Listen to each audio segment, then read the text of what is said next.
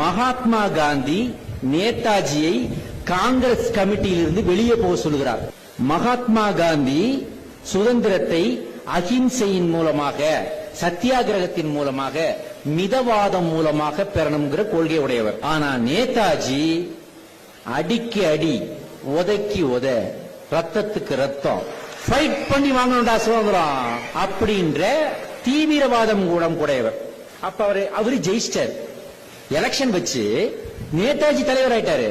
ஆனா மகாத்மா காந்தி கூப்பிட்டு, உன் ரூட்ல போனா இந்தியா ரத்த கலரி ஆயிடும், பதவியை ராஜினாமா பண்ணிட்டு வெளியே போயிடுங்கிறாரு. யார? நேதாஜி.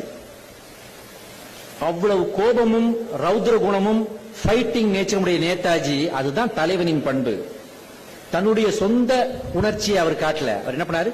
சைலண்டா அதுல இருந்து விலகி ஆல் இந்தியா ஃபார்வர்ட் பிளாக் என்ற அமைப்பை ஆரம்பிக்கிறார். அதன் பிறகு ஜப்பானுக்கு போய் இந்தியன் நேஷனல் ஆர்மி INA என்ற அமைப்பை ஆரம்பிக்கிறார். நேதாஜி சொல்றாரு, எனக்கு இன்னொரு பிறவி என்று ஒன்று உண்டென்றால், எனக்கு இன்னொரு பிறவின்னு ஒன்னு இருக்கணும்னா நானு இந்தியாவில் தமிழ்நாட்டில் ஒரு தமிழனாக பிறக்க விரும்புகிறேன்னு சொன்னார். அது ஏன் சொன்னார் தெரியுமா?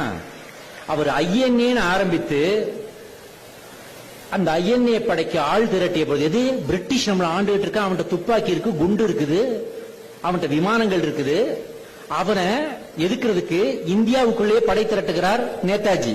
அப்ப அதுல போய் சேர்ந்தது யார் தெரியுமா? வீர குணம் கொண்ட தமிழர்கள் தான். தமிழர்கள் தான் அதிகமா போய் சேர்ந்தாங்க. என்னுடைய நிதி, எனக்கு உதவி வேணும்னு கேட்ட உடனே தமிழ் தாய்க்குலங்கள் என்ன பண்ணாங்க தெரியுமா? பர்மாவில் கையில, கழுத்துல, காதுல, மூக்கில இருந்த நகைகளை எல்லாம் கழட்டி அவருடைய பாதத்துல போட்டாங்க. அப்ப அவர் என்ன சொன்னார் தெரியுமா? எனக்கு இதெல்லாம் வச்சு நான் என்னமா பண்ண போறேன்? நான் இந்தியாவோட சுதந்திரத்துக்காக போராடுறேன். உங்கள் வீட்டில் ஒரு மகன் இருந்தால் அவனை எனக்கு தாருங்கள்னு சொன்னார்.